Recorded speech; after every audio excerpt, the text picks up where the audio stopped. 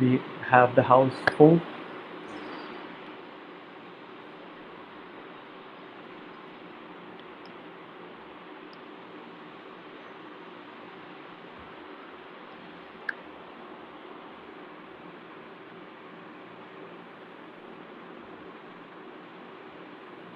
We have the house full. Greetings, everybody. Welcome to the 10th edition of the Online Education Leadership Forum panel discussion series focused on transforming education for human flourishing. Thank you so much for investing your time with us on a weekday. My name is Aryan Salman and I am the moderator for this panel discussion. Today we have a stellar panel that will discuss the question, can we empower students to be self-directed learners, in our series entitled Education in the Times of Corona, where we'll be discussing the strategies and approaches that we must take towards empowering students to be self-directed learners. We'll also try highlighting how this contributes to our efforts of transforming education for human flourishing. Also, we will be sharing relevant and related resources with you within 72 hours of this live broadcast. So check out the event page on our website, globalcitizenshipfoundation.org, after 72 hours, or follow us on our social media profiles to receive the latest updates on the same. In the previous 9 editions of OELF, we explored the various dimensions of education in the times of Corona and beyond. The recordings of the previous 9 panel discussions and the live broadcast of this panel discussion are available both on our website and on our social media channels, including YouTube, Facebook, and Twitter. So join us on our social media pages and be part of our current and future initiatives. To receive your certificate of participation at the end of this panel discussion, you would receive a special certificate request form, which you can fill it and send it to us. And I hope you will continue to support us by actively sharing your ideas, suggestions, and feedback. This will help us in improving the way we serve you and boost our efforts of advancing the discourse on transforming education for human flourishing. As you know, we continue to live in increasingly challenging and uncertain times with enormous changes and disruptions to our lives and our professions. It is a moment for us to assume active global citizenship and support those in need. Having said that, I would also like to take this moment to mark a minute of silence for those who have lost their lives to the pandemic, the grieving individuals and families, and in solidarity with the Black Lives Matter movement in the US and around the world.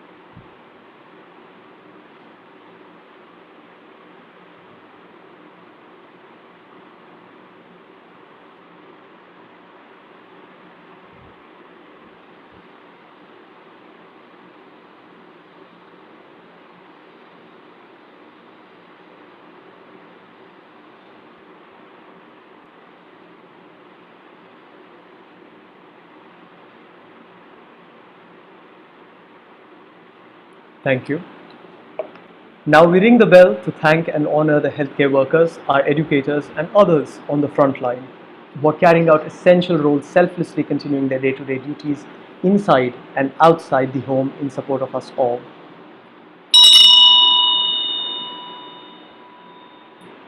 Thank you. The Online Education Leadership Forum was started with the objective to provide a platform for education leaders to shape and empower, influence and advance the discourse on, and be a springboard aiding action towards transforming education for human flourishing. Self-directed and engaged learning are considered as one of the essential life skills in the digital age. This is also something that we are already doing consciously or unconsciously, whether it is learning something new on a platform like YouTube or Vimeo, or through search engines like Google or DuckDuckGo.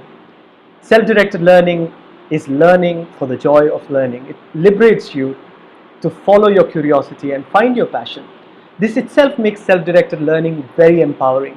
One example of this is Sugata Mitra's TED Prize winning Hole in the Wall project that illustrated the power of self-organized and self-directed learning.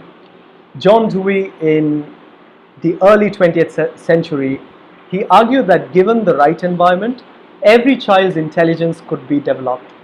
And we continue to see this even with work of contemporary psychologists like Carol Dweck.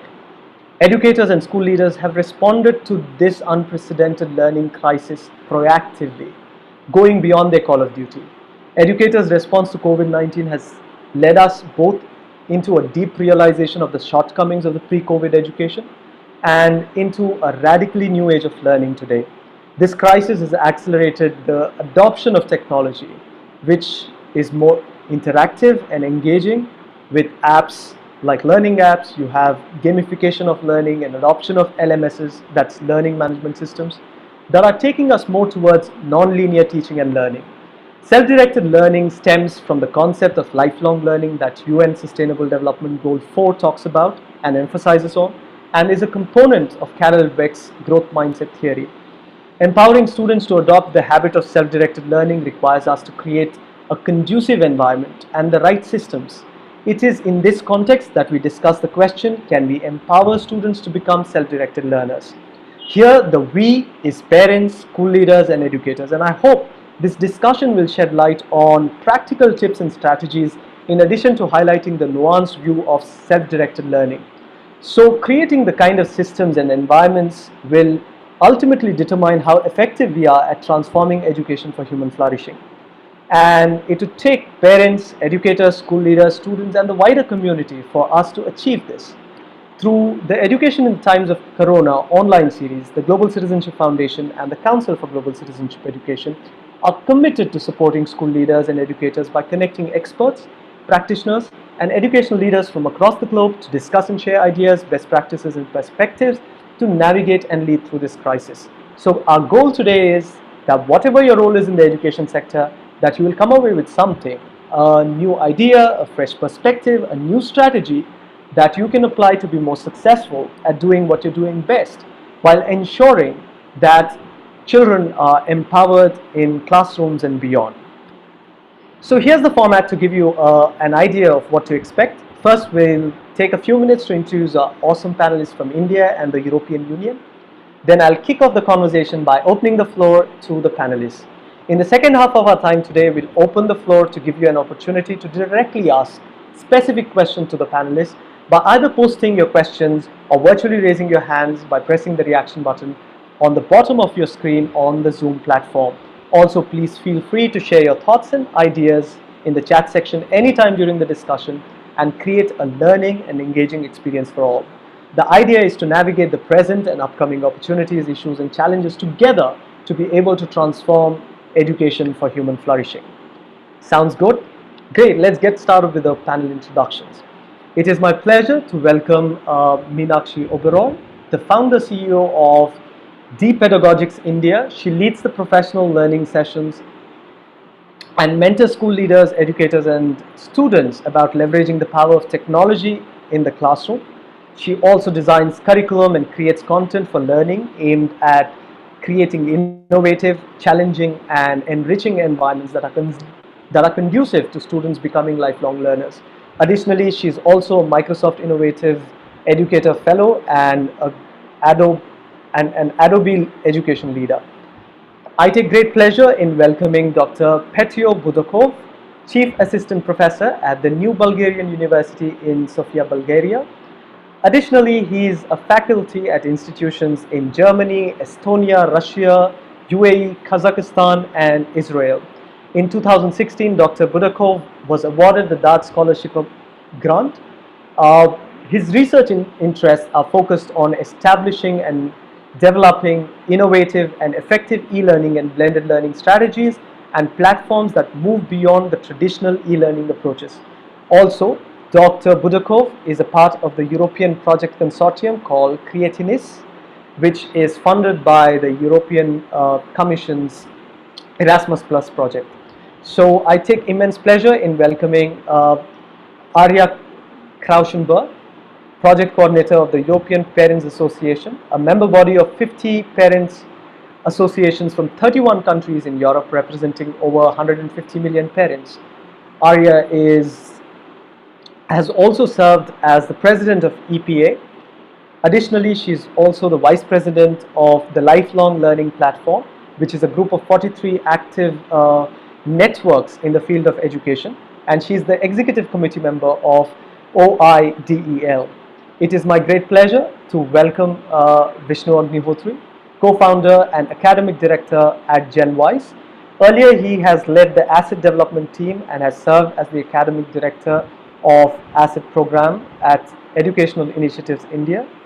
He has also been instrumental in the development of a curriculum on values and attitudes at Connected Learning Initiative, MIT and Tata Institute of Social Service joint initiative. He has been working for the last 15 years at school level education in areas of assessment, digital learning, specialized residential programs, and experiential learning. So also, I have an exciting announcement to make, which I will do so at the end of this panel discussion. This is something to do with what all of you have been asking for. And now I open the floor by requesting Arja Krauchenberg to make her initial remarks. Thank you.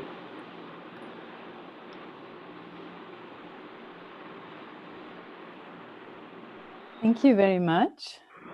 So I will try.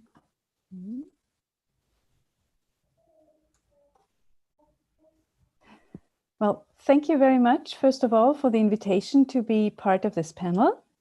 I must admit, though, that when I first saw the question, I thought, oh, well, there's not much going to be said, because can we empower the students to be self-directed learners?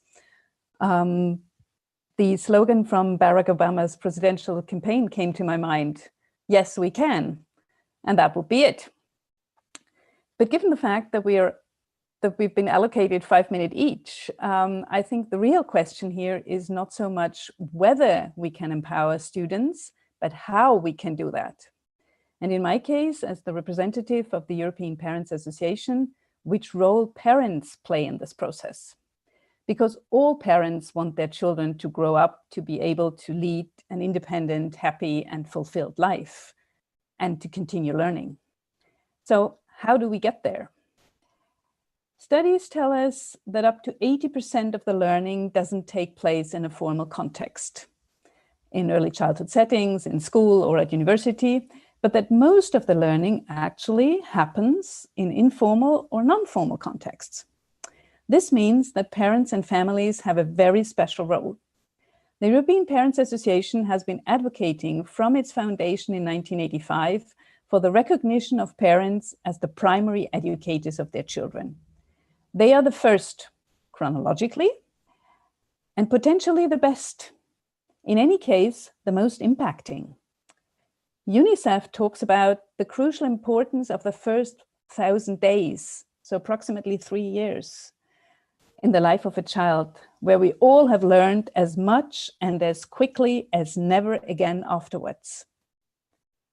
We don't consciously remember, but we learned how to sit, how to roll over, how to walk, how to speak, how to eat, how to use a spoon, a cup, and so on and so forth.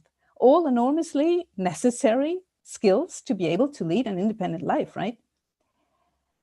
Then formal education sets in, and children, curious to discover the world around them and trying to make sense of what they see and hear and feel, get explanations and new experiences. Hopefully, these will enhance their curiosity and foster their interest in discovering more and other things.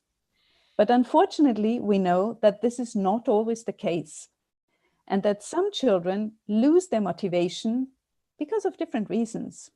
These might be pressure to get good marks, to fulfill the given tasks, even though they're not ready for it, peer pressure, maybe bullying, maybe just being told to keep quiet when they want to ask questions.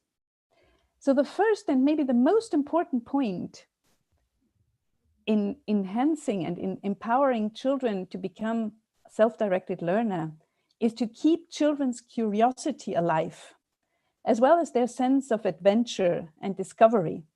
Because we all know that we learn better and more if we are really interested in the subject.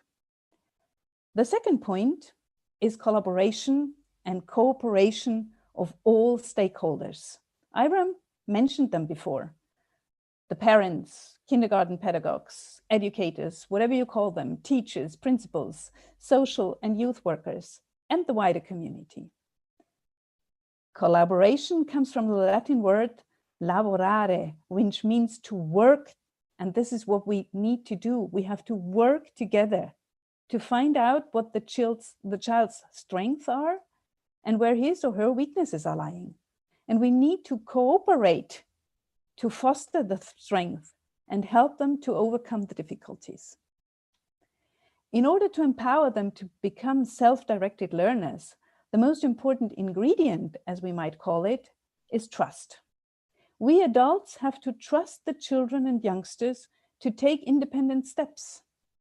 Like when they learn to walk or ride a bike, you hold their hands, remember? Or you hold the bike, and at a certain point you let go, and you have to encourage them to make their own decisions, to get excess experience, and yes, also to fail and to start all over again.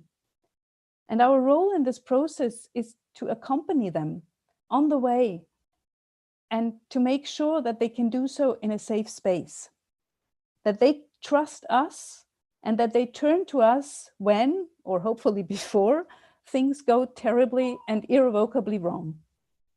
It is our role as parents to instill that trust and confidence from day one of our children's life, to create that bond that will assure them that they can always turn to us and we'll be there to support them, but that we are proud of their achievements, the small steps and the big steps.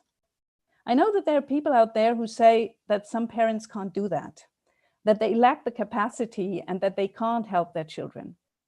Sometimes it's even the parents themselves that feel overwhelmed by the rapid changes in society, the constant challenges, but the solution should not be to give or take away these children, but to empower the parents also to be or to become the best possible educators, because they all love their children and most of them have done a terrific job now during the lockdown, trying to manage home office and homeschooling, care work and household.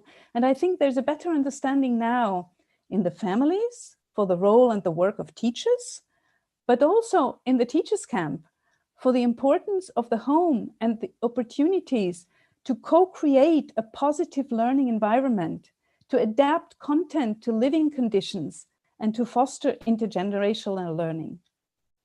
So to conclude, there are many ways to empower students to become self-directed learners, but enhancing their curiosity and fostering their self-confidence are certainly the two main elements that will make them lifelong and life-wide learners.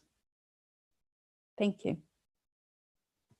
Thank you so much. Now I yield the floor to Ms. Meenakshi Uberoi.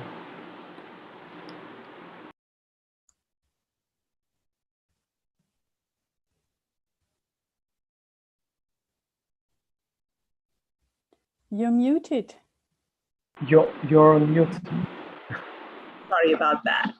So thank you so very much for this opportunity, Aaryan. And thank you everyone for joining us today from far and near. I mean, look at the chat box, the way it's rolling. So thank you for joining us. And thank you for setting the tone so beautifully. I mean, you've actually spoken about most of the things that we could have, contributed to. However, the topic here being self-directed learning, can it happen? Certainly it can. How should it happen? Big question.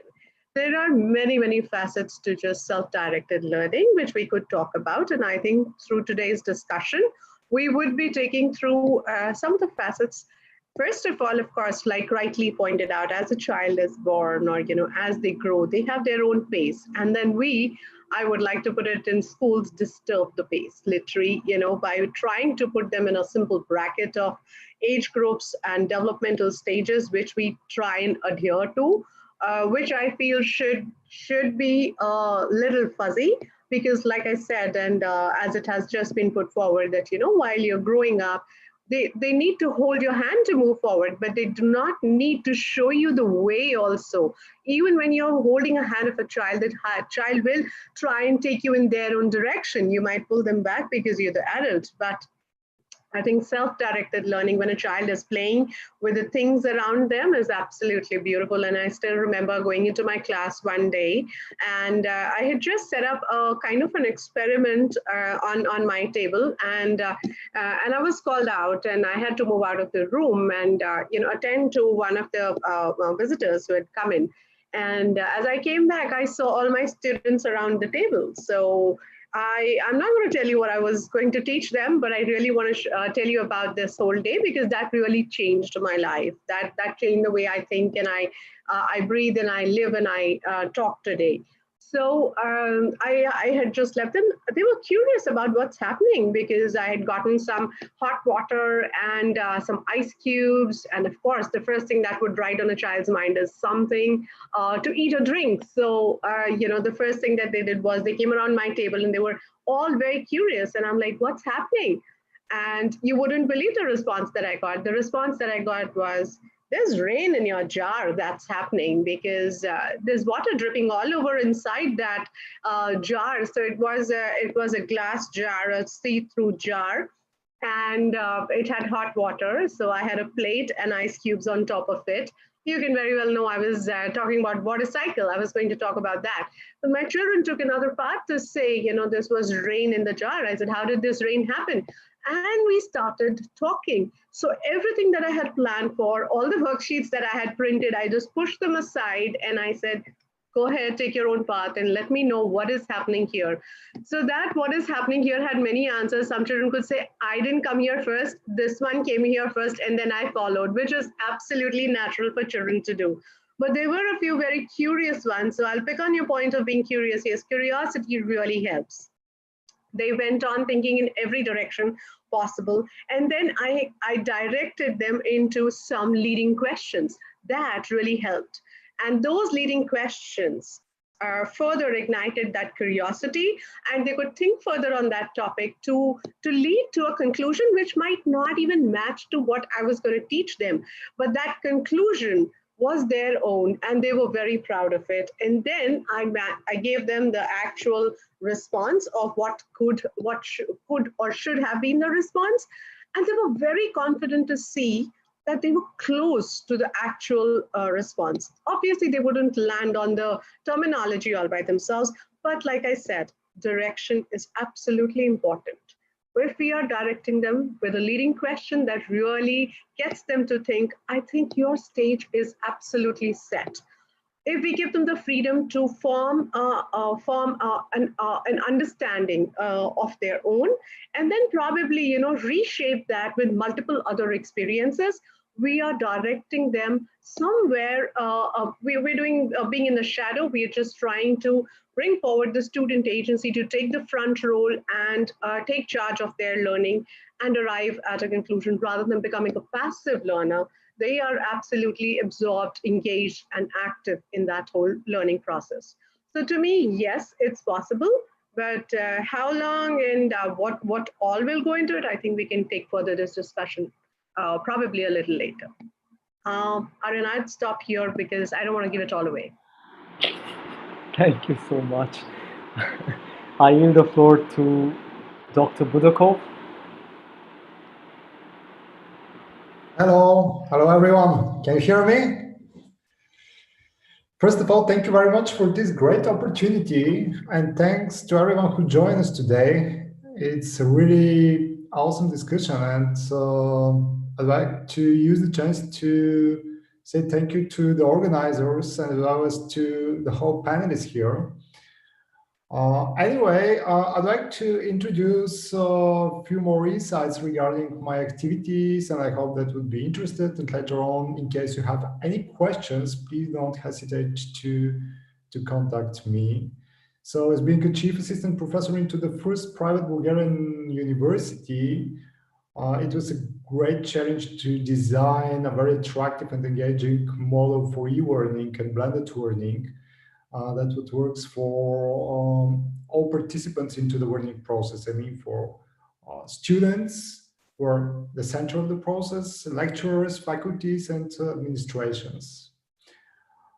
Thanks God, a lot of time before the crisis, we were well prepared since the university possesses its own Moodle learning management systems, and it enables the students to join the lectures from everywhere by using different apps. But the challenge here was how to define strictly, how to designate the role of the instructors, of the faculty, when it comes to the crisis, because it happened like out of the blue, and had to create certain standards and to apply those best practices in order to facilitate the students' cognition towards the process. So quite transparently, I could describe the whole process, how we succeeded to motivate our students, because we have students from all over the world, and we managed to find the right strategy at the end, so that allow us to make them always on board and to engage through all the learning process. However, there are a few issues that are coming up, how we're going to admit the new students online, how the whole process will be transformed, and what should be the biggest challenge in front of each of the participants of the learning process, and shall we rethink the learning process in all of its phases, how it's going to happen.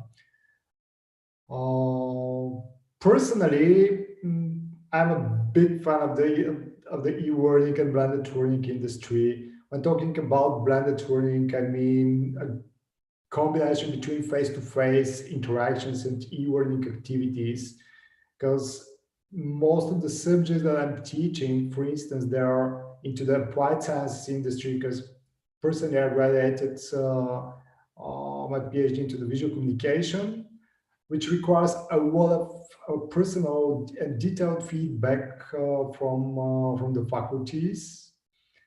And my thesis is that the role of the instructor should be something like a kind of social engineer, a kind of observer whose main goal is to facilitate the students' retention and to help students to create their self-regulated learning behaviors in this truly autonomous learning situation. Which means, simply put, like to set up their personal goals and to track, to monitor, to control, and to guide the students to achieve their personal goals over the learning path. And what else? When we're talking about the role of the instructors, it's more about mentor, let's say a kind of mentorships. We have to give freedoms to our students. Since the time that the e-learning industry has been growing significantly, the focus has been changed from learner-centered to student-centered focus. And now they're on the center of the stage. Like, we have to find the right tools by producing, for example, very engaging short lessons that would pick their attention just for a while, and to encourage the students, the learners, to share between each other. Something that I always try to promote into my teaching philosophy is the intellectual diversity. And we have to understand the intellectual diversity, how it manifests in itself into the both ways, like internal, into the classroom. It doesn't matter whether it's going to be online or face-to-face classroom. And on the other hand, by creating some preparatory learning materials and resources, digital learning resources that are in accordance with the learning objectives. It's truly important for us in that moment. And something that I really believe it's quite essential for the learning process is to set up clear expectations about the learners. There is a huge risk to cause any kind of dropout rates in case we don't have a personal contact with the students. We have to create a kind of sense of belonging, like a kind of learning community that knows how to communicate between each other and to boost their to boost the cognition between each other. So therefore, we're trying to produce a large number of different digital resources, short videos, gamification, like trying to even to change in a very attractive way our assessment strategy. You know that unfortunately assessment and examination is the only way to prove someone's abilities, and usually students are feeling a bit overwhelmed or they experience kind of worries about their score. And one of the key takeaways that I wanted to share with you personally that I found in my practice is that instead of announcing their score initially, I'm trying to create simple games between the students to share those games. And instead of scores, they could see a human smile, like smile in case they pass the exam, or just they want to, they have another chance to pass it in case they fail. So always try to encourage them and to motivate by giving them. Thank you.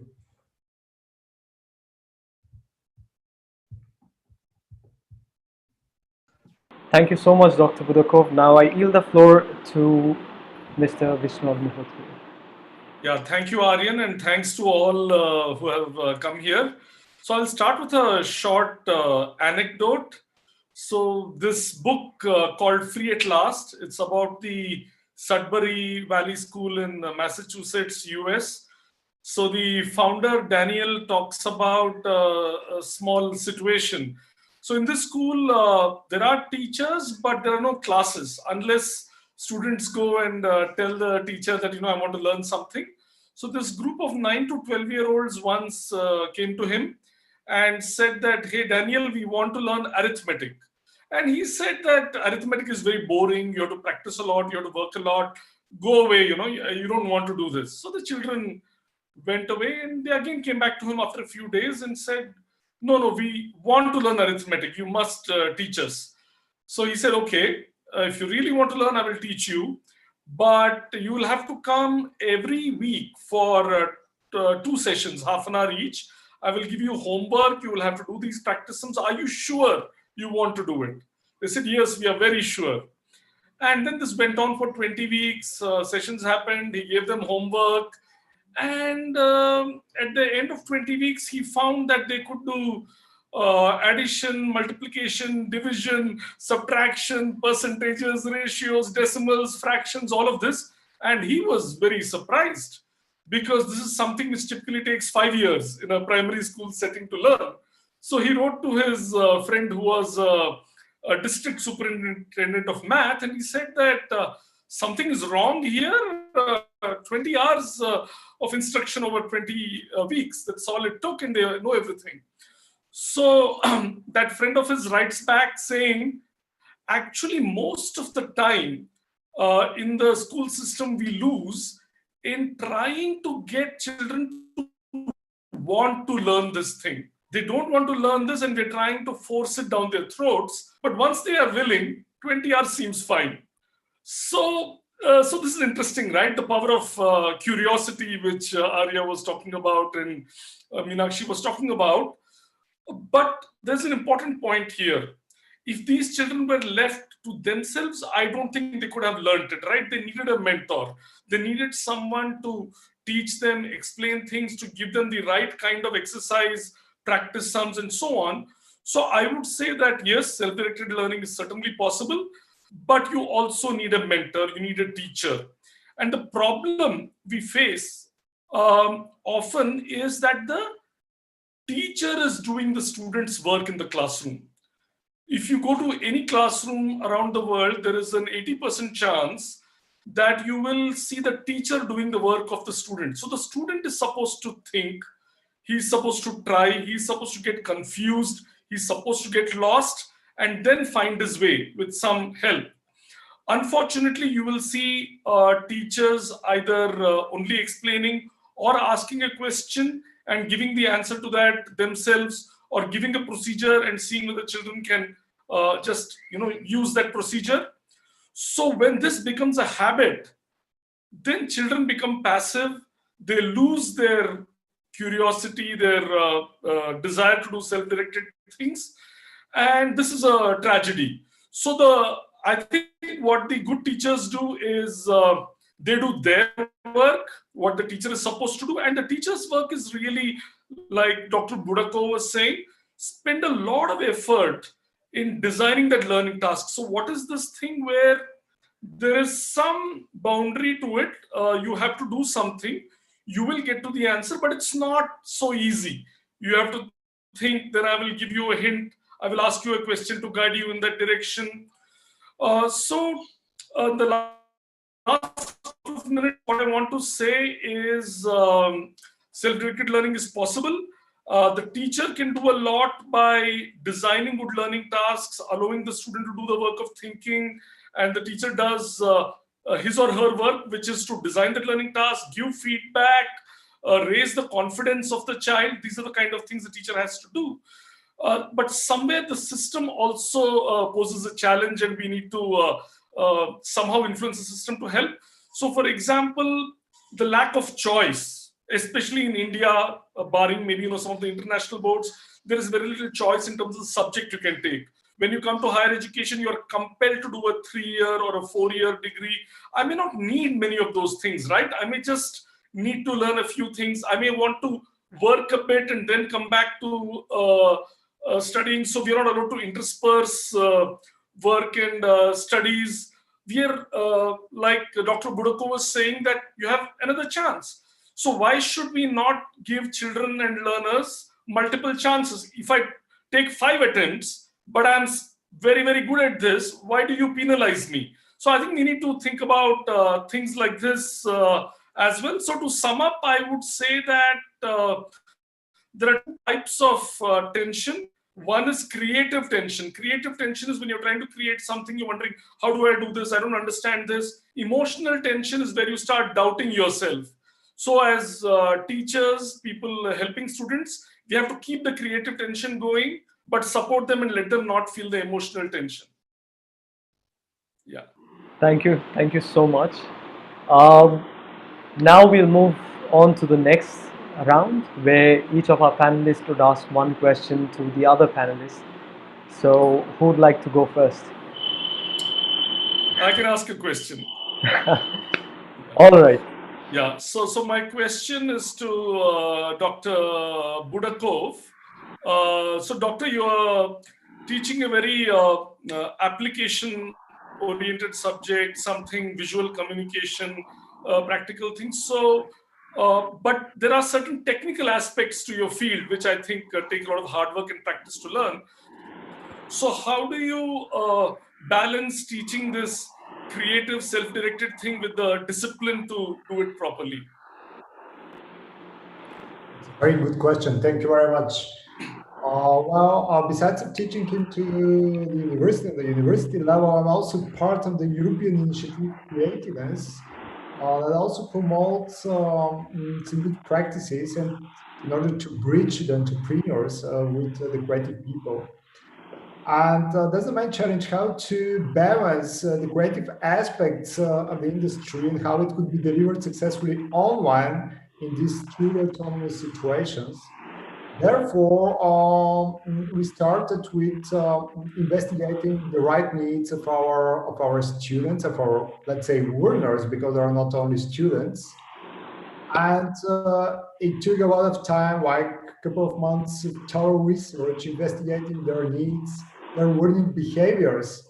It was really important to understand how the millennials, how the new generations is gaining information, how it's gaining knowledge. And moreover, something that was really important for us, how to motivate them to share those knowledge with their peers, like to create the so-called emotional contagions between each others. Once we did research, we started with the analysis, like we tried to analyze the data and to come up with different hypotheses through what we could have done, or like to try and to experiment different prototypes. And we come to a conclusion that one of the most important aspects here is to retain the role of the instructor or the faculties, making them very close to our awareness, to get acquainted with a short introduction to the very beginning, and to give the stage of the awareness. They want to present themselves, they want to get curious and to experience the so-called self-efficacy of being quite confident that they could deal with every daily assignment, and that they could deal with the learning progress every single day. It is truly important in order to avoid the so-called dropout rates of disengaged students, because we can't see them obviously every day, and knowing how to attract them was really, really important. And the second aspect here was to design a very attractive, easy to use learning management systems. I'm a big fan of Moodle, because it enables the students to join interactively. It fosters the communication between each other and enables them to get a real, true learning experience. And one of the most important aspects here is to design your course, to design your structure in a way that could be easily digestible for the students. I hope it's thank you. question. Thank you so much. So, Dr. Budakov, who would you like to ask your question to? Well, my question should be personal to someone, or to everyone, from to all the panelists. You could ask to one. You need to direct. Yeah. So, well, my question is, do you have any idea how we could assess the quality of the e-learning? And my question should be to Arja. Sorry for pronouncing probably wrong your name, but Arja, do you have in mind something like how we could assess, how we could evaluate the quality of the delivered e-learning? Well, there are different methods that have been developed now also in the European Union. There are, for instance, the new commissioner for education and innovation and youth, Ms. Gabriel, has introduced the idea of the micro-credentials. So actually a different awarding system, if you like, that you can gain, but it's something that mainly works for students at the university. So what parents are saying is we want a system like that also on the school level. You also have from the side of the DG Employment, the Commissioner Schmidt, they are launching a campaign for what they call the individual learning accounts. So something where you can gather together all the knowledge that you have acquired in different courses, informal settings, formal settings, and that will then make a sort of portfolio, I guess. And we also have the Europass, where you can enter all the, assess all the learning that you have done. I think that these kind of measures will help a lot to especially take into account everything that is not specifically learned in the formal context. And it will also help students to self-assess, because it's not only about self-directed learning, but it's also about self-assessment, to know where you have been standing and which way you have taken and where you finished at the end. And not everybody wants, and I think that was very well explained by Vishnu, not everybody wants to get all the complete curriculum. Yeah, as you very rightly said, some people might come in and they want very specific competencies or acquire specific skills and not go through a 4-year course in order to get a little bit of that what they really need. Yeah, so I think we need to become more flexible, and the assessment also needs to follow suit. Because in the end, what counts is whether you can use what you have learned in a new context, whether it's relevant for you. I think that's the most important point. Yeah, it's sometimes, of course, it's difficult to know in the beginning what you will need later on. That's why we have all our education systems where we have tons of knowledge and things that we teach our children. But let's face it, the world is so complex, we can't get any universal geniuses out of there, like Michelangelo or Leonardo da Vinci. These times are past. Nobody can know everything in the world now. So if we can't do that anyway, then we should concentrate on the basics. And that, of course, is a question of definition. What is the basics? What do we absolutely all need to know? Like writing and reading and doing the basic mathematics, as you just explained.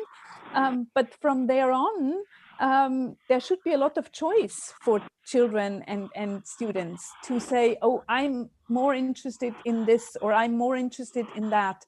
And then you still go and acquire certain knowledge also and competencies in other areas, but maybe that does not have to be at the same level. Lovely. Thank you so much. So who would you like to ask your question to? And your question, please. Arja.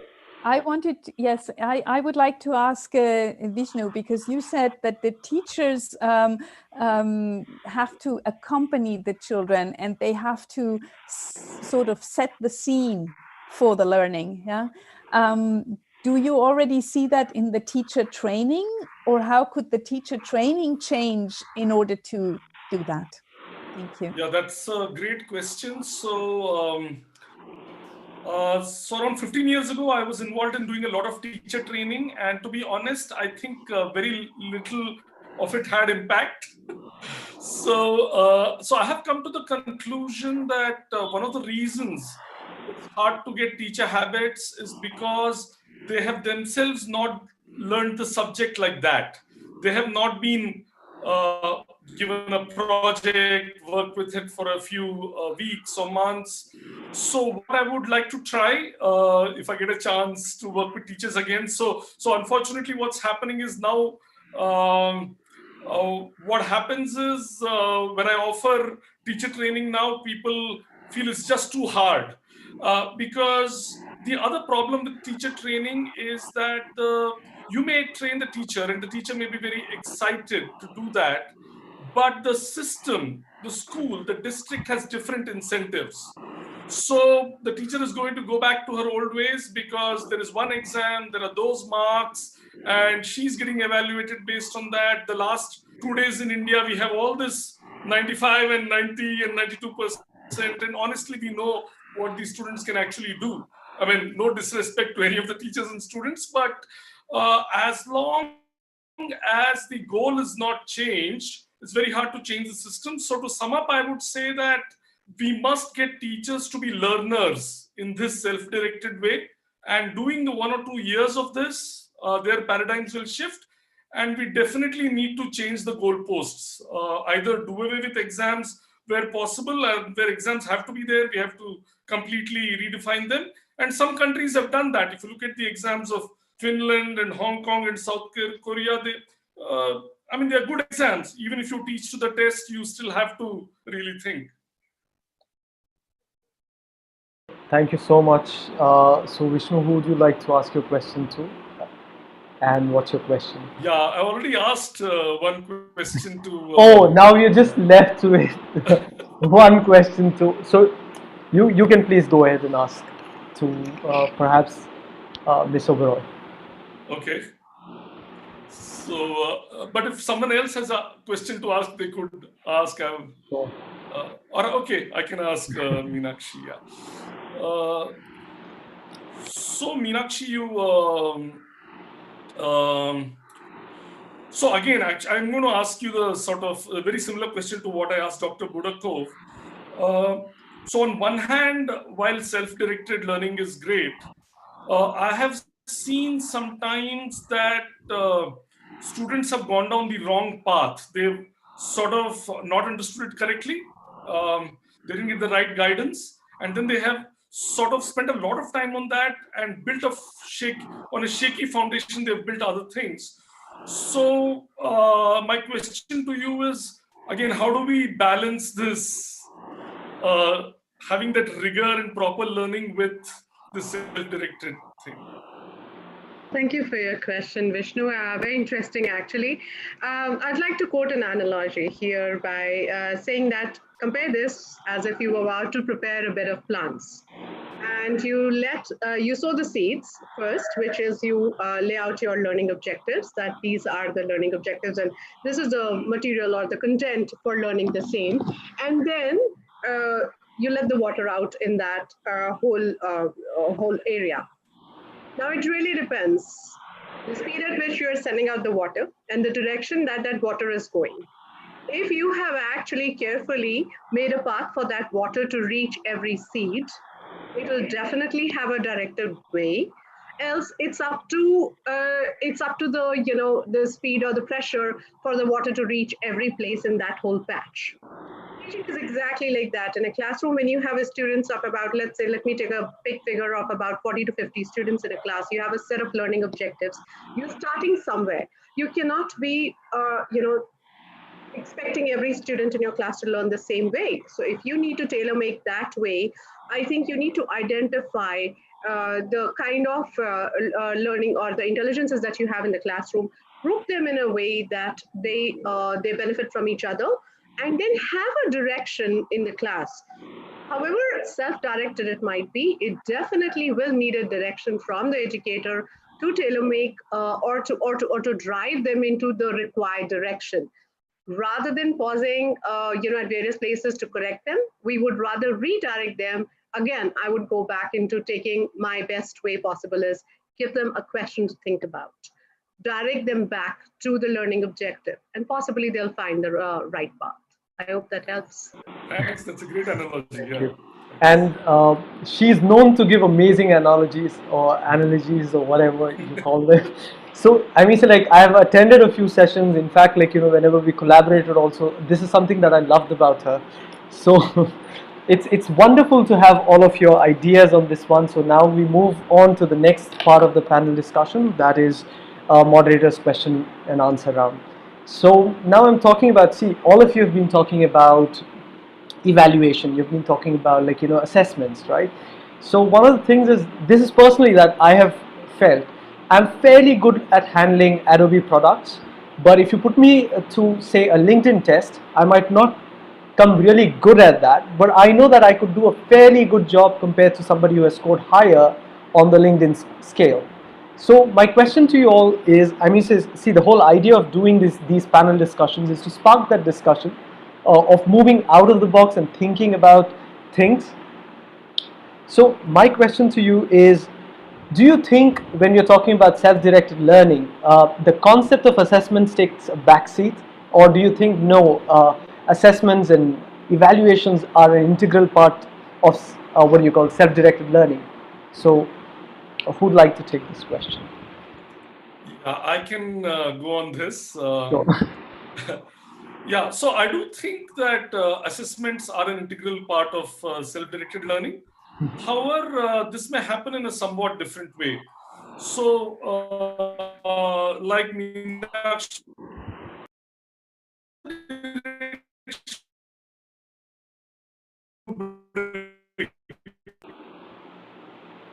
performance. Vishnu, we can't hear you. Could you please repeat? Okay.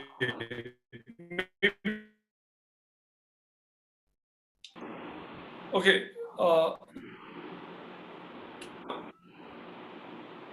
Okay, let somebody else go ahead. I will. Sure. All right. I'm so sorry. Okay. So I think I'll Are you? Yeah. Vishnu Okay. adjust his system. Let me go ahead and take from the point, because I just spoke and I would want to take this forward over there. So if in that situation I was to do assessments, I think that would be the job of the teacher to be an observer throughout, and also have certain checkpoints. So you have to pause for check for understanding at various points, and those points have to be built in, not in the form of a pen and paper test. It could be a scenario set by the teacher, or maybe the task cards, or maybe anything wherein you are able to gauge in an authentic manner whether the child has understood or not. There could be multiple methods, and I think today's teacher is very aware of various methods of assessment and ongoing assessment tasks. So I wouldn't want to go deeper into that, but I think I don't think assessment takes a backseat. I think assessment is something that is ongoing throughout the whole process. Thank you so much. One more thing that I wanted to bring to your attention is Carol Dweck in her TED talk that she spoke about how important it is to praise the process rather than the ability of the child. So she came up with this amazing experiment where they did this gaming experiment. So they had a game, and what they tested was not the outcome. What they tested was the effort, the strategy, and the progress that the child is making. And I think if we change the way we look at assessments, or if instead of looking at assessments as assessing the end outcome of, and perhaps try understanding, I think that could add more value. That's what I feel like adding to it. So my next question is about the role of mentors. So usually we have this tendency where we end up saying the role of a teacher has changed from being sage on the stage to, like, being a facilitator or something else. How healthy is it to give these what do you call labels to a teacher? Because I don't know, at times what happens is a teacher has to be like an all-rounder, so not just like a facilitator. The moment you say that a teacher is a facilitator, then what you're doing is you're just putting the teacher into a limited box and asking him or her to, like, go through that process. So do you think it is healthy in the context of, like, fostering self-directed learning, where we are to define the role of a teacher? Or do you think that the role of a teacher is multifaceted? So who'd like to take this? Teacher. When I start, Sure. my experience, it's quite hard because we managed to sharpen the students' attention and to sharpen their critical thinking skills. They give them more freedom. I wouldn't say that the role of the teacher is getting more easier. No, faculties, instructors, they have to be much more careful about the design of the so-called learning path, learning experience, and to care much more about the retention of the students. So it means that they have to design learning resources, accordance with the learning objectives and accordance with learning outcomes, very fast, very quickly, and to be able to give an immediate feedback to the students, because nowadays they have no patience for waiting a lot of time like it used to be a couple of years ago. So they have to be much more careful and to choose the right pedagogic approach into the current situation. That's my personal experience that I wanted to share with you. In every single class, in every single group of students or learners with the Creativity project, it doesn't matter where, I have to choose a particular pedagogic online teaching approach that would enable the students to get much more focused into the learning process, to get inspired, and to allow them to share those knowledge between each other. And that also reflects to the assessment models, which is really important. What kind of assignments we could give them?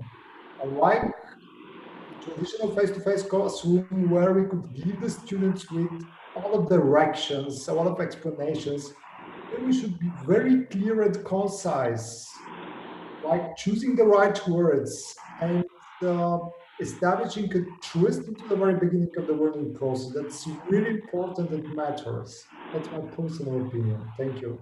Thank you so much. Now, we have one question on to what extent capitalizing learners' strong points can promote self-directed learning. This question was asked by Jean. So I may say I would like to direct this question to Ms. Uberoi.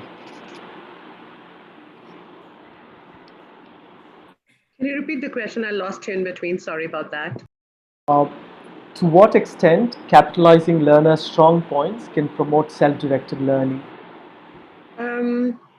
Capitalizing on strong points is definitely important, but they should not be, I think Arya was already said that those should not be the only drivers. Those could be motivators, those could be your starting points, and then on the way, possibly subtly, we need to tell our students some other skills that they need to foster along with, and those capabilities definitely need to be built along with, because if you're only focusing on single, then I don't think we're making them 21st century ready. And also in this breath, I would want to answer a question that's there in our Q&A, if you don't mind. Sure, please. All right. So there are a number of questions about, we are facing challenges with connectivity. How do we carry on learning during the COVID times in our regions? Believe you me, we have been enabling classrooms in every region possible, at least within India, and I know globally as well. The first thing is, I don't think we need to tell teachers how to do it, because we have seen teachers have found way to do it. So one of the very interesting ways which we found how teachers are carrying on learning is they created videos on their own. So they created shorter modules rather than creating a 1 hour video or 2 hours video or 40-minute video. They broke this down to about 2-minute or 1-minute videos, uploaded them on a drive, shared the link on through messaging services of SMS or WhatsApp with their students, and that's how learning is happening. So if the intent is right, I think means is just a way, and I think you can really crack it by thinking deeper as to how can I reach the last child possible in my class and overcome these disabilities, even if they're writing on paper and pen. Everybody knows how to take a picture these days. Simply just take a picture of your work and send it to me. That's about it. So it's really not difficult. Come to think about it, I think we can really be helpful. Thank you so much. So I have a question to Arya, and the question is, when you talk about empowering parents to become better educators, if you have to give practical 3 or 4 tips to either a school leader or a teacher, what are the things that they could do to ensure that a parent becomes a better educator? So that'd be quite helpful. Thank you very much for that question. We know that there are several ways. We have in our membership, we have parents associations that have established together with the school leaders or with the teachers, schools for parents, evening courses, lessons via digital devices. We also have great examples for cooperations in the community where social workers, nurses, the pediatrician, they all work together to help parents that are don't feel so well being a parent or don't feel so empowered to really take good care of their children, how they can do that. We also have examples of good school-home relationships. We have seen that, for instance, in Ireland, in schools that you would call focus schools, schools with difficulties, they have invested in a home school liaison officer. So this is usually a teacher or sometimes even 2 teachers if it's a big school. They are exclusively there to maintain the home-school relationship. They don't teach for about 4 or 5 years. They only take care of these relations. They call parents if something is not right.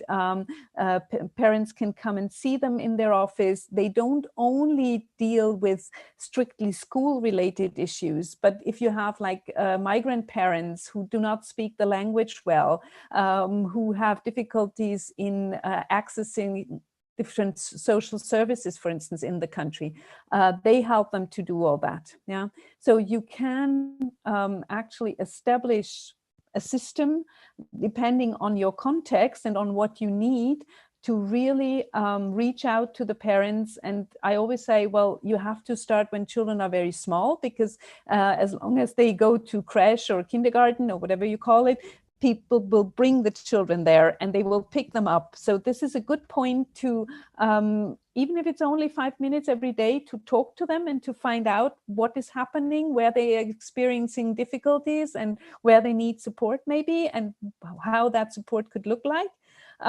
This still is true for primary school in most countries. And then when children start to move to secondary school, we know that if we haven't established, if we haven't invested in this school-home relationship before, then you sort of lose them, because they have the feeling that the children are big, they don't need them any longer. Of course, you also have the adolescents who do not want their parents to come to school any longer so much, because they don't want them to know everything they're doing there. So I think it's a two-sided story. Both sides have to invest time and energy, and then you can make this collaboration work. What you spoke of is so relevant, because in the context of India, so I spoke to a few educators just a few days back, and one of the things that I noticed, if you know, there was this whole thing about paying the fee for online, education. So this is a huge thing that's happening in this part of the world. The schools where parent education has happened, and where they have parent awareness and engagement that is at the best level, they have been able to navigate through this crisis a lot better. They have had understanding. Parents are aware of the challenges that schools go through, and I think this is a moment for schools to not just invest in the education of children, but also their parents. So I think this will be a new dimension, like what you're talking about. So thank you so much. So we'll take the next question. Just briefly to say, that's not only in your part of the world. Even in Europe, the schools or the settings, the communities where the collaboration worked well already before the crisis were the ones who came through the crisis much better than the others. Yeah, so that's true wherever you go, I guess. So absolutely. So we'll take the questions from the audience. So the first question is to Vishnu. How do you suggest to motivate teachers to break the barriers and use innovative practices to teach? As teachers, they sometimes are scared to move ahead, feeling that the incompetencies in some areas might lead to non-acceptance from the side of the students. That's a great question. I think teachers are very capable of doing a lot of things, and the issues start happening when we try to tell teachers to adopt specific practices. I'll give you an example. So there was this thing called activity-based learning in India. So a particular state had started doing it, other states started doing it. And so one of the principles of activity-based learning is that you have a democratic environment. You are making the child feel comfortable. There is no fear in the classroom.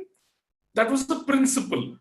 And the specific practice given was that you sit at the same level as the child, maybe on the floor, so that the child is comfortable.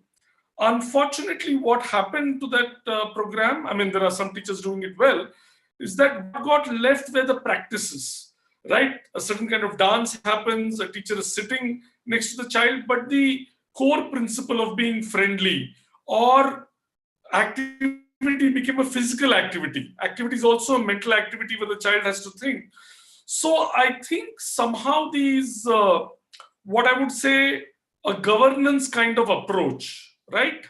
Where, yes, maybe you can manage coal mining or building of roads through a governance kind of approach.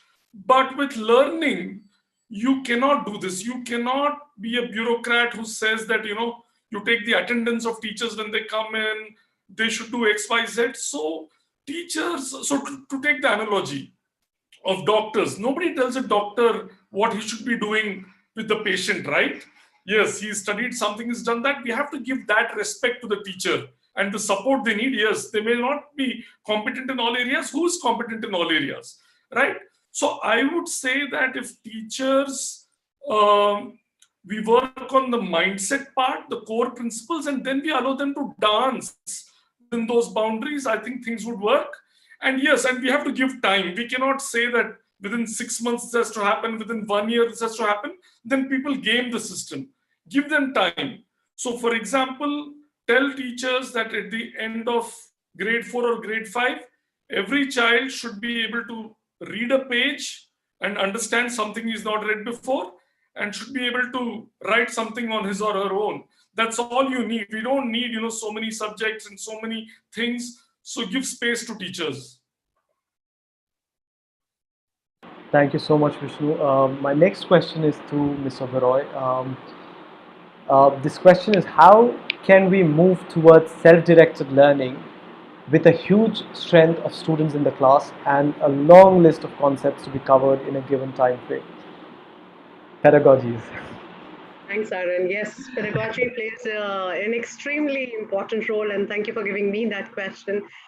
Because, I really feel that, somewhere I would want to also quote Howard Gardner here to say, you learn at the best when you have something to care about and can get pleasure in being engaged in. So if you need someone to learn something, you have to use empathy as one of your tools. You have to remove the boundaries, like Vishnu said, and give them pleasure in doing what they're doing and finding their ways, their own way of making it happen. Because all of us went to school, all of us know how learning happens. It's our way of crafting what best suits the needs of my learners, what best suits the needs of my curriculum. And when you're teaching, if you throw the curriculum mindset away or a subject mindset away, I'm not going the Finland way. I'm just saying, just try and think about, like I said, let's say the water cycle. My students did not come up with a water cycle over there. While I was teaching them about water cycle, the first thing that they came to their mind was something is cooking in here, because there was hot water, there was ice. So definitely they were much away from what I wanted to teach them. But on the way, I learned so many things from them that I could have taught them this in another manner, another concept could be taught. So while there is a self-directed learning path, there are no boundaries of subject areas that they are going to dwell into. While you give them a playground to learn, they can play, craft, and learn in their own way without being bound by the boundaries of mathematical concepts like maybe area, perimeter. If they're building blocks, if they're playing with Lego, if they're playing in Minecraft, they wouldn't bother while making a house whether I'm using my learning from physics or architecture learning or arts. They're just going to build what they're here to build, what's on their mind. If I ask them to make a sustainable house, they're not limited by those boundaries. So give them the freedom to learn. There's a lot of prior knowledge that happens. There are multiple teachers. It's just not one physical human teacher. There are multiple teachers. Environment is a big teacher. Your family is a big teacher. And I think, Arya, you'll agree with me. And I really wanted to throw this question at you to say, what's one best strategy which you feel parents can adopt to actually enable self-directed learning even at home? Because at home, it's do this and do that. The moment you enter the house, mom first tells you, hang your bag here, put your shoes there, go wash your hands. They know it. Are they really going to do it is the question. So I hope I've answered your question, Aaryan. And I think, Arya, if you could lead us somewhere into this conversation. Absolutely. Well, Thank you very much. I mean, that's absolutely true. And I come back to my idea, picture of the child learning to walk and the child learning how to ride a bicycle. You have to let go at a certain point, and for many parents, that's very difficult to do. They keep telling children, even if they are adolescents, how they should do it, what they should do, and so on. And then they are bound for conflict, because you can do that with a little 2-year-old, even though I think that also the little 2-year-old, they have their own ideas, and it would be great if we could take them into account, and if we could talk to them at eye level. So let them take the decisions for what they can decide by themselves. And if you build that up from a very early age, of course, with the guidance, as you also mentioned for the teachers in school, you have to give some kind of direction. But if you build that up from a very early age, then you also have, hopefully, unless there's tons of influence from the outside, you will also have self-directed adolescents in the home who will know where to put their shoes and where to hang their clothes and how to operate the washing machine, and they will become independent. It's very difficult, actually. You're absolutely right, for a child to become independent in a home where there are, I don't know, 3, 4, 5 family members, and somebody decides everything. Yeah.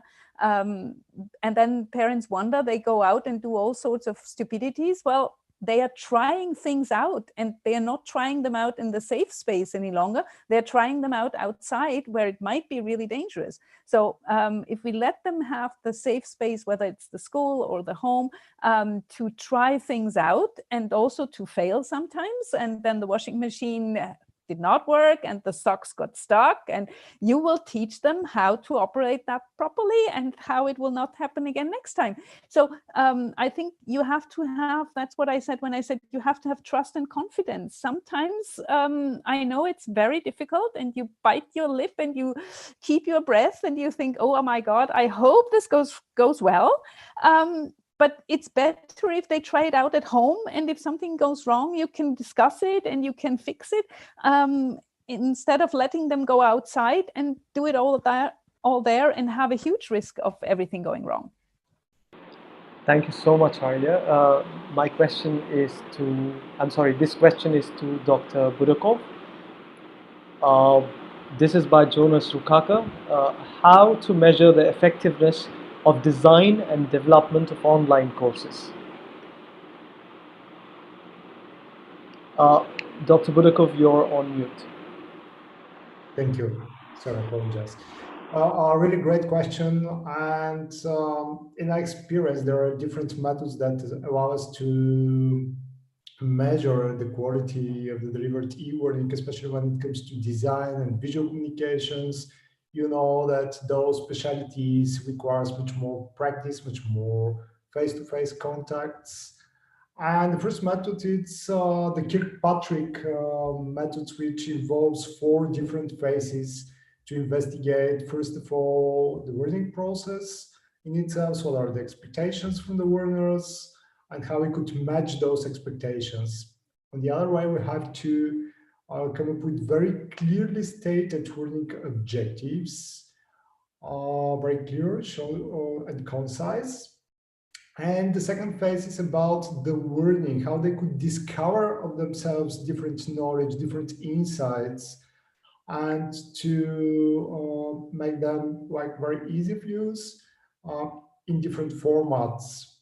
I mean, very short burst sessions, video sessions, where we can encourage the students to stick to the learning process, and finally to revise the knowledge and the new skills that I possessed throughout the learning experience.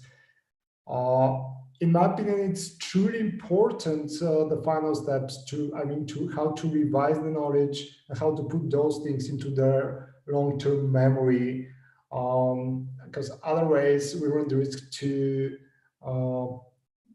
create the kind of empty quasis, you know what I mean. So another vital step here is to create the flipped classroom, especially when we have a chance to meet our students again. Currently, we're using also this approach, a kind of like few classes that are happening into face-to-face and some that are happening online. So students would have a great chance to get prepared online, and after that to use much more productively the time that we have into the classroom online, into the face-to-face, by some practice, by considering different case studies around. So in other words, it's getting much, much more effective, and I'm quite satisfied.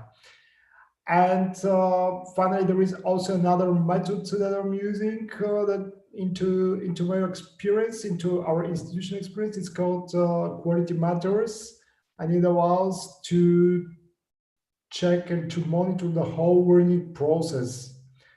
Many institutions around the world tend to measure the learning experience and learning satisfaction only once throughout the course. And it's a big mistake.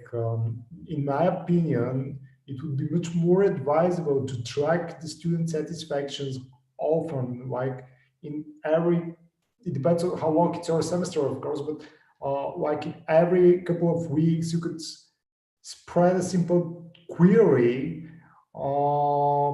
and to request the students to give their feedback and to explore their satisfactions towards the course, towards how they communicate with their mentor, with their instructor, what kind of learning activities they have been using, and what have been changed if they don't like it. So the student's voice is truly important, and especially for our university, it really matters. So I hope that it answers this question. Thank you so much, Dr. Budakov. I have this question to Vishnu. What are the negative sides of self-directed learning, and how could you, overcome them or avoid them? Yeah, that's a great question again. So if you look at self-directed learning, there is what you learn, right? So what you choose to learn, or you want to learn this thing, math or guitar, but how do you go about it? When do you learn? So I think the negative side sometimes is that the learners, young students, or even adults don't have enough information about this. So they may think that they don't like math or they don't like history, but they actually don't have an idea of what it is, right? So one of the limitations is how do you sort of how do they take decisions without having a clear picture of this? How do you give them a clear picture? Because you'll have to try it out, right? Even if initially it seems boring to you. The second limitation I see is that in the name of self-directed learning, I see some people spending too little time on different things. It's like if I tell you that I will not do yoga unless you prove to me that it's good for the health, it's not going to happen. So I just have to sometimes blindly do that for 30-40 days, and then I see the value. Rote learning sometimes is important. Knowing your multiplication tables, it used to be thought that it's not a good idea, but now researchers have tell us that only 7 chunks can be held in working memory. So perhaps the answer to this is what Arja spoke about: trust and confidence. So once there is trust between the learner and the community, the teacher, the principal, the other adults, I think learners will be willing to try things which may originally appear distasteful to them.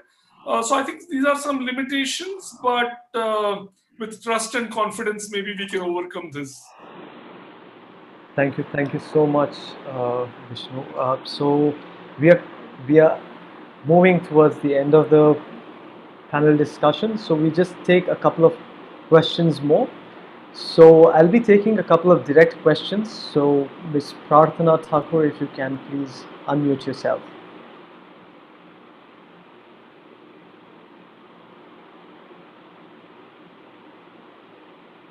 All right. Hello. Yes, tell me. Sorry, I misstopped. Sure. Hello. Yes, you may please ask your question. I misstopped. Sorry. Oh, sorry. Okay. So I just wanted to know that it is really very, very important that self-directed learning has to take place. So out of the entire discussion, what I could make out is like we need to empathize with the students. Yes, of course. And we should give them good exposure because to tap their interest and to develop that curiosity. And then at the same time, it's our responsibility to engage them effectively. Like, of course, they get involved in their own learning process, but we have to be there like mentors. And as Meenakshi ma'am and Arja ma'am said, the assessment is an ongoing process. It will take up and evaluation is there. I have even put it in chart box about all this in a very nutshell form. But the question comes in this way. Children in this generation are with very casual approach. So they are very talented, very quick learners. They have that chip in their brain, I can say that, which we can't do it. And we take much time. When they get into the task mode, they will do it very efficiently. But the problem comes where how to bring that urge in them, how to bring that drive within them. They have that casual approach. Very soon they get the boredom. So that becomes very challenging task in this present scenario. Who would you like to ask this question to? Yeah, anyone, like all are very good speakers. Meenakshi ma'am, Arja ma'am, anyone can take it up. It's up Okay. to them, Vishnu sir. All right. Thank you so much. Okay, let me begin and possibly I'll request everyone else to just pitch in along with me. Thank you so much, Pratha. This was really put beautifully in nutshell, whatever we've been talking about. But yes, while Vishnu was sharing his concern about the negatives, the top runner on my mind was motivation.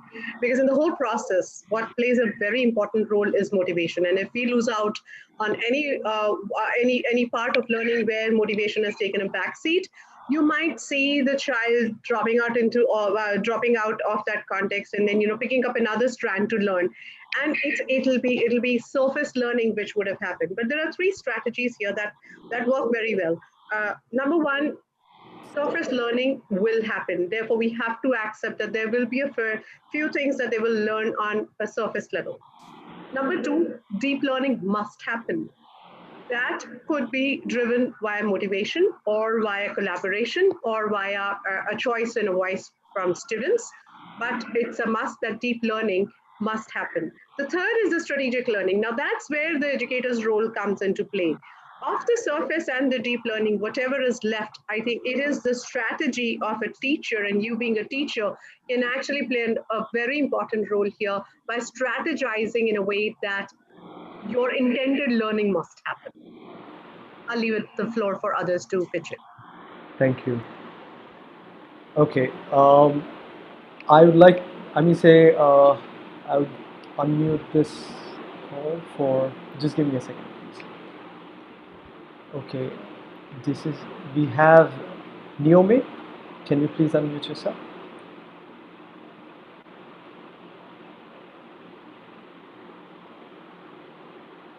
Okay. Can you hear me? All right. Calixte, can you unmute yourself, please? Calixte?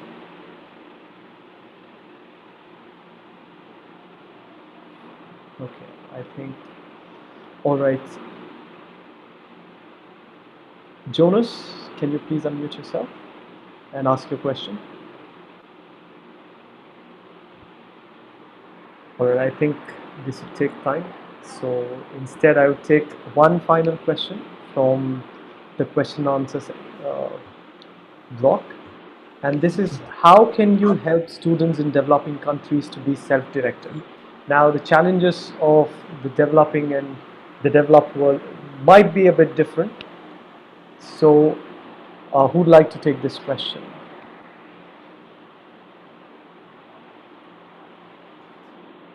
Okay, I can take this on. I'm from a developing country.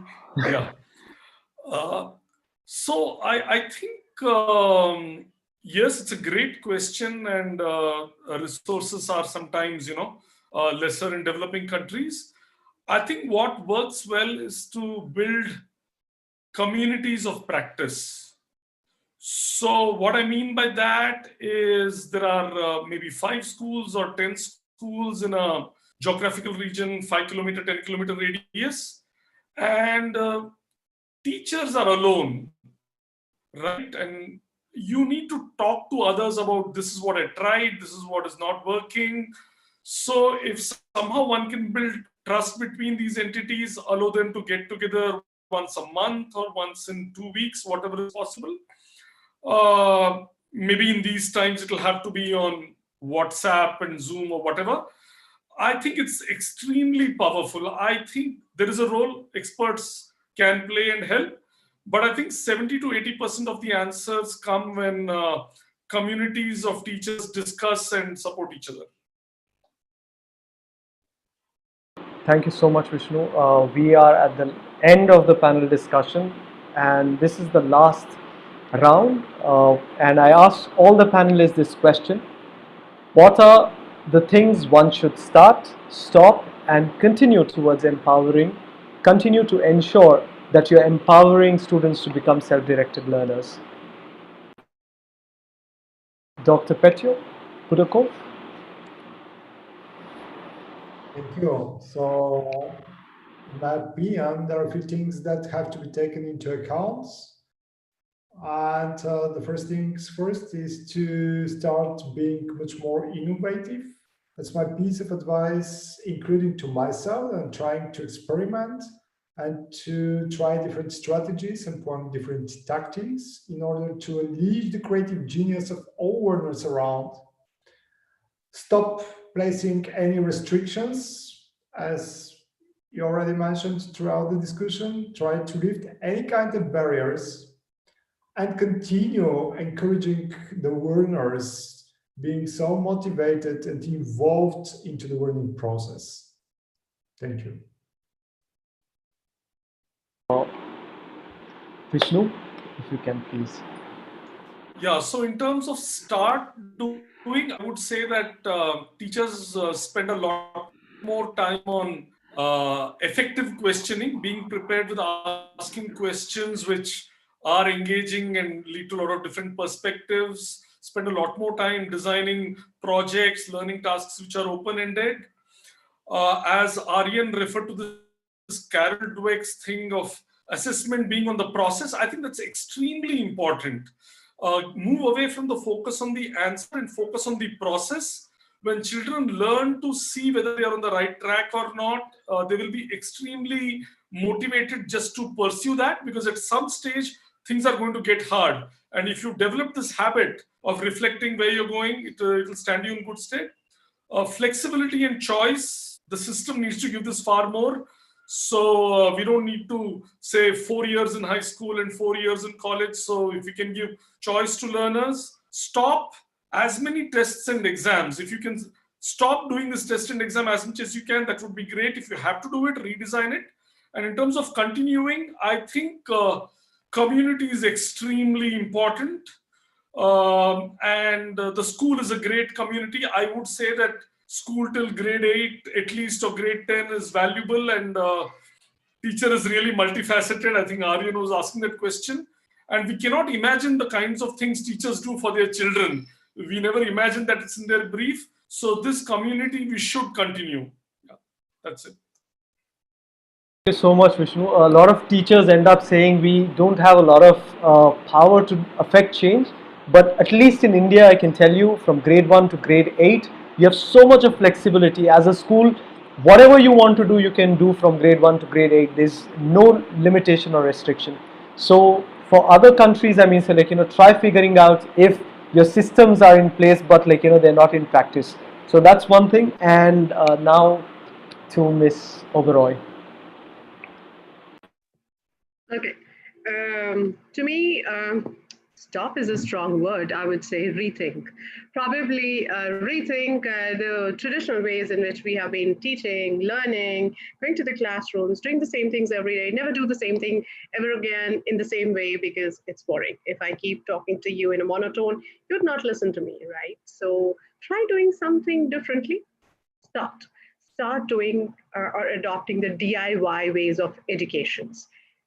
You have enough pedagogy around you, you have enough resources around you, whether you're in a developing country or a developed country, you have so many things to absorb around you. Find your own methods, go into a DIY mode of education, find your own way of educating every class, probably in a different way, the way it suits the needs of your learners, and continue, probably continue to talk, experience, interact, and bring knowledge to your classrooms. Learning will happen. It'll happen whether it happens in any which way. Children are going to learn any which way, right? So you better teach them in the way that they want to learn from you and they would enjoy. Stay engaged. That's about it. Thank you. Thank you so much. I also want to add to all the listeners. So there are amazing resources that Meenakshi has created for the GCED workshop that we do, the annual national and international event that we have. So you can check the free resources on our website. Her work is also listed there, like it's a PowerPoint presentation. Excellent presentation, just have a look at it. Arja. Well, thank you very much. I would like to build on what Meenakshi said. Actually, I also think the stopping is a very strong word, but rethinking is the better method. There are an awful lot of things that we need to rethink. You see that I come from Austria, and actually it was in Austria that 250 years ago, pretty much the school system as we know it today was invented. The lady built the palace that you can see behind me, or extended the palace, Maria Theresa, Empress, and she introduced a lot of things as our schools are still functioning today. Yeah, and today we are in the 21st century, and many things are just not up to date any longer. And we really, and I think Vishnu mentioned that very well, we really have to rethink how, I mean, the goals that we want to achieve with education. When Maria Theresa established this school system, her goal was very clear. She wanted obedient subjects who were able to read and write and calculate. That was her goal. And for the 18th century, that was perfect. Yeah, and she established that for girls and boys, and it took almost 200 years to really get everybody into that system. So nowadays, we have to rethink the goals. What do we really want? We want critical thinkers. We want people who live democracy. And then we need, if we change the goals, then we can also change the system. And I think that is one of the most important points. As to what can we start with? Collaboration in the schools, among the teachers, with the parents. Also bring the children on board, listen to what they have to say. We have hundreds and thousands of great teachers out there who would know how to go about this, but they are restricted by the system. They have to deliver a certain curriculum, they have to do certain tests and exams and so on, and they cannot teach or rarely teach the way they would really want to, and they know it would be good for their students. So give more freedom, autonomy is a big word in the EU at the moment. Give more autonomy to the schools, to the teachers, to the people who are in the system and who are really doing this job, and not impose things from the outside. Thank you. So much, everybody. We have come to the end of the panel discussion, and I would like to thank all of you. I have shared the feedback cum certificate request form with all of you. So this is a moment for us to shape an intentional and inclusive policy or policies and nurture practices towards creating an ecosystem that is truly empathetic, compassionate, mindful, and fosters a space for all students to grow and thrive. Educators and school leaders, I believe, truly have the power and potential to affect this positive transformation. I understand that we still have a lot of questions that we may not be able to, that we may not have been able to sufficiently cover or answer them through this panel discussion. So I look forward to hearing from you your thoughts, ideas, suggestions, and questions on how we can empower students to be self-directed learners. Please send me an email or tag us in your post on social media, and I'd be delighted to know more from you. Also, do suggest what you would like our future discussions to be on. We have 2 events lined up. This is all thanks to your feedback. We have a masterclass on the 20th of July, which is author-led, on fostering emotional intelligence with author David Adams. And next on the 24th of July at 9 a.m. So there's a shift in time for the 11th OELF. So we'll be doing this at 9 a.m. India time, that is GMT 5.5, and we'll be discussing what new skills and competencies do our teachers need. I thank you all for sharing such amazing ideas all throughout this discussion. On behalf of the Global Citizenship Foundation and all our attendees, I extend my deepest gratitude to our panelists for taking out their time from the busy schedule and enriching this discourse through their amazing ideas, insights, and experiences. Also, I thank all of you for being a part of the OELF family and everything you've been doing to advance this discourse on transforming education for human flourishing. See you soon. Until then, take care, stay safe, and spread love and compassion. Our world needs it more. Thank you. Thank you, everybody. Thank you. Thank you. Thank you, Ms. Uberoi. Thank you, Dr. Budakov. Thank you, Ms. Krauchenberg. And thank you, Mr. Agnihotri. It was lovely to have all of you and a pleasure. Thank you. Thank you, everyone. Pleasure to be here. Thank you. Thank you very much.